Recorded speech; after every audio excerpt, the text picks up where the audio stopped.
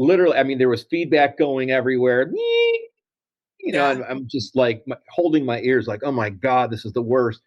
And so I had a couple beers in me, and I went up to the sound guy, and I said, uh, "Dude," I said, I'm really sorry, man, but you couldn't mix a drink, let alone the band." And he looked at me and he said, "You know what? If you think you can do better, Yeah. you go right ahead." And he just got up and he left me at the console and walked to the bar, Yeah. and he started drinking. Now Oh, back then, the bars would stay open till 2, 3 o'clock in the morning, and here I am mixing this band, and the band came up to me and said, dude, you did such a great job. We want to hire you." yeah. And I'm like, "No, I don't have time. I'm in school."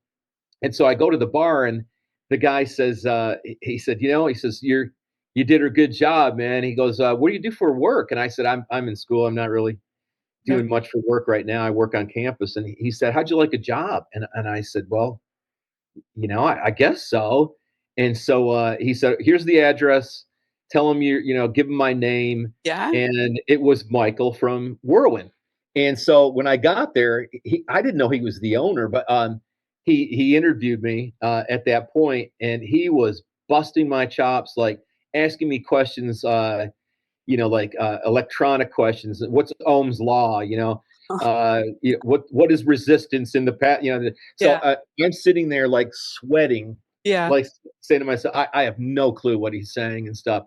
And then he smiled and he laughed and he said, "I'm just joking with you. You're hired." So um, from that minute, I really realized that this guy's a great leader. Yeah. He's a good guy.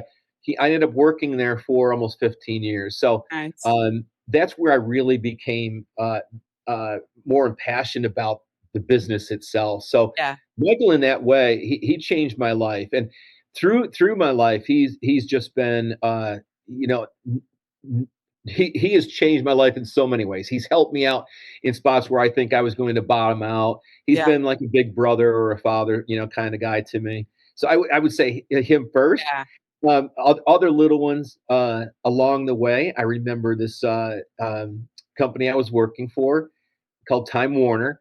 Yeah. Uh, the VP of operations, and his name is Greg Hunt. He's a general actually in the Army also, but he was the VP of operations, and he never liked anybody in sales. And he would every time I come to a sales meeting. Now, at that point, I was a sales manager, Yeah. and he said, "You know what? All you salespeople, you're all the same. He said, you're all foam and no beer." And that stuck in my head for some reason to say, you know what? I can never be that way.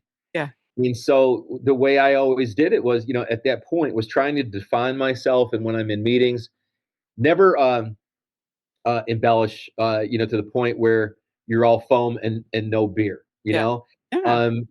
Keep that same kind of saying where you're gonna uh, over under promise and over deliver. Yeah. Um, I think that's how it's said, right? So you want to keep people knowing that you're credible. Yeah. And so that one single saying made a huge, change in my life from that I standpoint. like that. So I think that, from, people changing my life and everything, I'm at that age where I'm still open-minded.